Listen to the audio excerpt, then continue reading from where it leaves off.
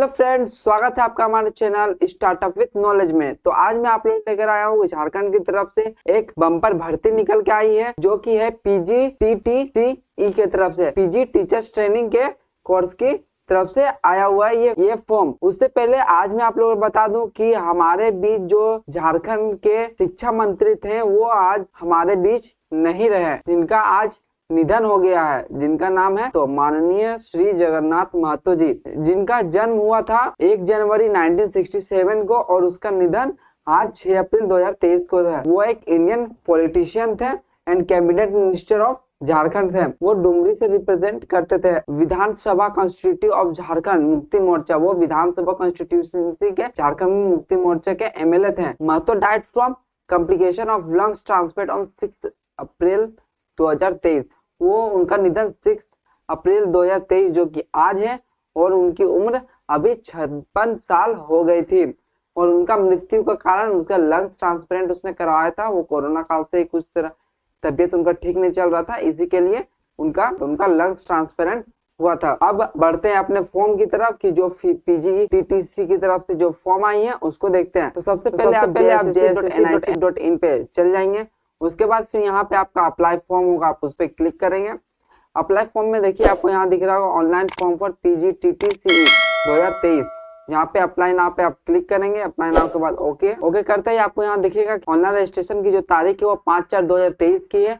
Online registration closing date है वो 4/5/2023 की है। लास्ट डेट ऑफ पेमेंट है जो कि 6/5/2023 तक, मतलब 2 दिन आपको एक्स्ट्रा दिया है ऑनली पेमेंट करने के लिए। और last day uploading photo signature और print out of filling application, मतलब जो आप प्रिंट आउट किए हुए हैं उसका फॉर्म फिल को निकालने के लिए जो फिल किए हैं उसका 8/5/2023 तक टाइम दिया हुआ है। Date of editing field application form, editing field application form का दिया हुआ है 10/5/2023 तक का। एग्जामिनेशन फी क्या क्या है, you are unreserved EWS EBC1 और BC2 के लिए 100 रुपीज है, और SC/ST के लिए 50 रुपीज है। PH के लिए जो है उनके लिए कोई फीस नहीं है। तो चलिए बढ़ते हैं इसके एप्लीकेशन जो आए हुए हैं, किस किस पे कौन कौन से सब्जेक्ट्स पे कौन कौन से टीचर्स का फॉर्म बाहर निकला हुआ है उनको चलिए देखते हैं। जैसे कि मेरा यहाँ नोटिफिकेशन खुल चुका है PGTTCE 2023 रेगुलर वैकेंसी। एक बैकलॉग वैकेंसी भी आई है जो पहले आई हुई थी, उसका एग्जाम नहीं हुआ, वो रद्द हो गई थी किसी कारणवश से, उसके लिए भी आया हुआ है। उसको भी आप देख के इस तरह से फिल कर सकते हैं, उसमें में भी शायद फीस नहीं लगेंगे। अभ्यर्थी विवरणिका की विभिन्न खंडिकाओं के में विविध शैक्षणिक एवं अन्य योग्यता तथा निर्धारित आयु सीमा के अंतर्गत आवेदन दे सकते हैं। मतलब कि आपका एक लिमिटेड एज होना चाहिए इस फॉर्म को भरने के लिए। इसके लिए आपको ऑनलाइन आवेदन करना होगा, जो कि JSSC.nic.in पर जो मैंने आपको वेबसाइट बताया उसी पे जाके आप फॉर्म फिलअप कर सकते हैं। परीक्षा शुल्क मात्र 100 रुपया है। फॉर्म फिलअप के लिए आपको यहाँ पे देखिए अप्लाई ऑनलाइन का कहीं ऑप्शन होगा, जैसे कि यहाँ पे दिख रहा है अप्लाई ऑनलाइन, यहाँ पे अप्लाई ऑनलाइन का ऑप्शन दिख रहा है। अप्लाई ऑनलाइन पे क्लिक करते ही आपका फॉर्म का पेज खुल जाएगा। उसके बाद परीक्षा शुल्क है 100 रुपीज, जो कि आपको मैंने पहले ही बताया कि SC/ST के लिए 50 रुपीज है, बाकी अदर के लिए 100 रुपीज है। अब चलिए जानते हैं कि जो फॉर्म्स आई है उसकी विवरणी क्या है, किस का फॉर्म, कौन कौन इस फॉर्म को अप्लाई कर सकते हैं। नियमित नियुक्ति सीधा भर्ती है, इसमें आपको देख सकते हैं कि क्या है। इसमें PG से जो जीव विज्ञान के कोर्स किए हैं उसके लिए भी रिक्त है। जो अनारक्षित के लिए 94 है, व के लिए 22 सीटें हैं, अनुसूचित जनजाति के लिए 55 सीटें हैं, अनुसूचित जाति के लिए 22 सीटें हैं, और BC1 और BC2 के लिए 23 और 2 टोटल 218 सीट है। ये सिर्फ ओनली जीव विज्ञान में इतने सीट हैं। उसके बाद कुल रिक्त एवं अधीन शैक्षिक आरक्षण, ये आरक्षण पे है कि जो कोई लंगड़ा है, कोई मतलब जैसे कि खेलकूद का कोटा हो गया, जिसको दृष्टि मतलब देखने में प्रॉब्लम है, वो सब के लिए ये अलग कोटा है, बाकी अदर के लिए यहाँ पे दिया हुआ है। उसके बाद रसायन शास्त्र है, उसके बाद फिर भूगोल है, उसके बाद शिक्षक हिंदी में है, हिंदी में भी जो PG किए हुए हैं वो भी डाल सकते हैं। अर्थशास्त्र है, इतिहास है, संस्कृत है, बहुत सारे मतलब जो सब्जेक्ट्स है वो बहुत सारे जो सब्जेक्ट्स है आपके जिसपे आप किए हुए हैं उस सब पे मेनली मतलब सब पे बहाली आई हुई है। उस पे आप यहाँ पे वेबसाइट पे आप अपने कौन से सब्जेक्ट्स पे आपने PG किया हुआ है वो आप यहाँ पे देख के उस हिसाब से आप अपना फॉर्म को फिल कर लेंगे। मेनली मान के चलिए जैसे मैंने देखा उस तरह के सारे सब्जेक्ट्स के फॉर्म आए हुए हैं। कोटिवार रिक्तियों की संख्या अधियाची विभाग के अनुरोध के आलोक में संशोधित की जा सकती है। अगर विभाग से अगर कुछ और नोटिस आता है कि फॉर्म के जो पोस्ट है वो कम और बेशी मतलब इंक्रीज और डिक्रीज हो सकते हैं फॉर्म। तो चलिए अब जानते हैं कि आपको कितना पेमेंट मिलेगा इसके फॉर्म को अगर आप पास कर जाते हैं तो आपको कितना पेमेंट मिलेगा। कर्णिका 3 में वर्णित पदों के वेतन नाम एवं न्यूनतम शैक्षणिक योग्यता निम्नलिखित है। इसमें आपके देखिए क्रम संख्या, पदनाम, वेतन नाम और न्यूनतम शैक्षणिक योग्यता जो है वो यहाँ पे दिया हुआ है। ये तो क्रम संख्या हो गई। ये पदनाम जो मैंने आपको उसमें स्टार्टिंग में बताया जिसके लिए फॉर्म निकले हुए हैं। जैसे टोटल कितने हैं यहाँ पे 11 के बारे में बताया जा रहा है। वेतन मान क्या है कि आपको पेमेंट कितना मिलेगा। आपको पे मैट्रिक्स 8 लेवल का पेमेंट मिलेगा जो कि 47,600 से 1,51,000 तक जाता है। इसमें आपको क्या न्यूनतम शैक्षणिक योग्यता चाहिए। राष्ट्रीय अध्यापक शिक्षा परिषद, पूर्व प्राथमिक उच्च विद्यालय, प्राथमिक विद्यालय, मध्य विद्यालय, उच्च न्यायाधीश एवं इंटरमीडिएट स्कूलों या कॉलेजों में शिक्षा अध्यापक तथा शारीरिक शिक्षा अध्यापक के रूप में नियुक्ति होने वाले व्यक्तियों के लिए न्यूनतम योग्यता का निर्धारण वियतनाम 2014 यथा संशोधन 2021 के रचना प्रमाण अनुरूप निम्नलिखित होगी। किसी मान्यता प्राप्त विश्वविद्यालय से राज्य सरकारी विश्वविद्यालयों में +2 स्तर पर पढ़ाए जाने वाले विषयों में से नियुक्त के विषय में से कम 50% अंक होना चाहिए। मतलब कि आपको 12 + 12 जो आप किए हुए हैं उसमें आपको 50% होना चाहिए।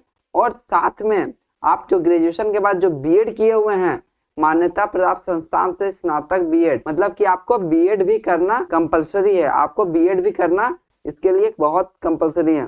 बीएड अगर आपका है तो ही आप उस पर भर सकते हैं। मतलब कि आपने बीएड किया है उसके बाद फिर आपने पीजी भी किया हुआ है सेम सब्जेक्ट में तो आप फॉर्म को अप्लाई कर सकते हैं। उसके बाद किसी मेहनत बाकी सब तो वही जो है जो मतलब कि आपका स्नातक मतलब पीजी जो है आपका वो किए हुए हैं साथ में बीएड, अगर बीएड है तो आपका आप फॉर्म को फिल कर सकते हैं, उस पर कोई दिक्कत नहीं है। बट अगर बीएड नहीं है तो आप फॉर्म को अप्लाई नहीं कर सकते हैं। चलिए अब जानते हैं कि आयु सीमा क्या है कि आप कितने एज तक आप भर सकते हैं। उक्त पदों के संदर्भ में उम्र की गणना निम्नलिखित संदर्भ तिथियों के आधार पर की जाएगी। न्यूनतम उम्र सीमा की गणना है तो संदर्भ तिथि, अधिकतम उम्र सीमा की गणना है तो संदर्भ तिथि। मतलब 1/1/2023 तक का डेट आपका यहाँ लिया जाएगा और 1/2019 तक का जो अधिकतम के लिए लिया जाएगा। न्यूनतम उम्र सीमा 2021 मतलब 1/1/2023 में आपका 21 साल पूरा हो जाना चाहिए तब आपका फॉर्म फिलअप कर सकते हैं वरना आप नहीं कर सकते हैं। अनारक्षित एवं आर्थिक रूप से कमजोर वर्ग के लिए आपको मैक्सिमम 40 वर्ष है। अंतर पिछड़ा वर्ग, अनुसूचित एवं 1 एवं BC2 पुरुष के लिए आपका 42 है और फिर महिला के लिए आपका 43 साल है। और अनुसूचित जाति पुरुष एवं महिला के लिए 45 साल है। अनुसूचित जनजाति पुरुष एवं महिला के लिए 45 साल दिया गया है।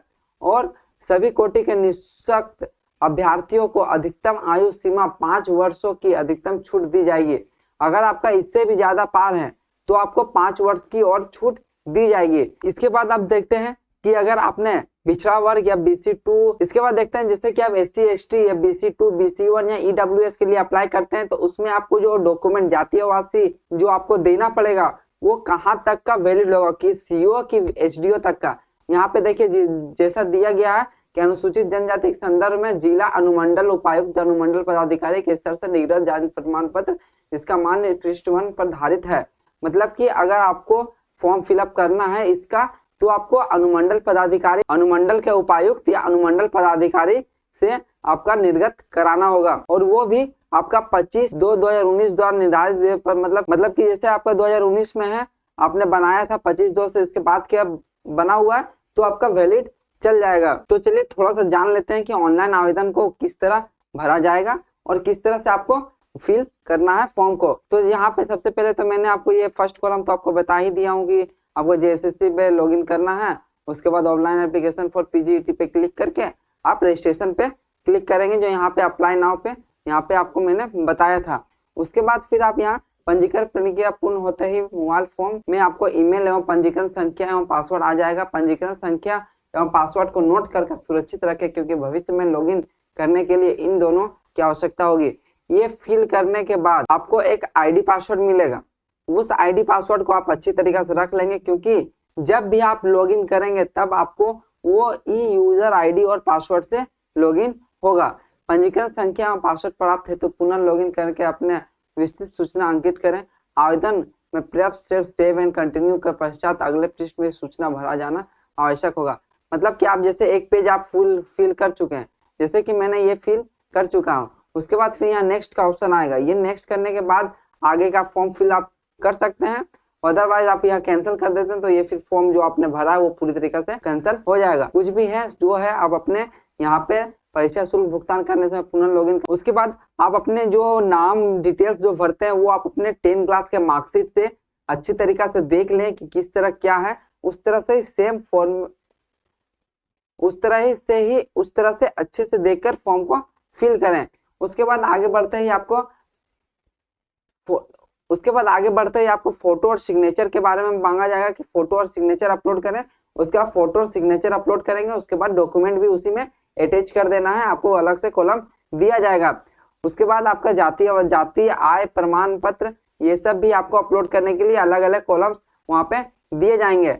उसके बाद फिर आपको पेमेंट करना होगा। पेमेंट अगर आपका एक बार में अगर स्टैंड नहीं लेता है तो आप आफ्टर 24 आवर्स में के बाद आप अप्लाई कर देना। आफ्टर 24 आवर्स के बाद आप फिर से लॉगिन आईडी पासवर्ड जो आपका आया हुआ रहेगा उससे आप लॉगिन आईडी पासवर्ड खोल के आप फिर से पेमेंट करेंगे तो आपका पेमेंट सक्सेसफुल शो कर जाएगा। उसके बाद फिर आप प्रिंट एप्लीकेशन फॉर्म को प्रिंट कर लेंगे। उसके बाद आप अपने अच्छे से उसको सेव करके कहीं अच्छी जगह से या फिर गूगल ड्राइव में अपलोड करके उसको रख देंगे।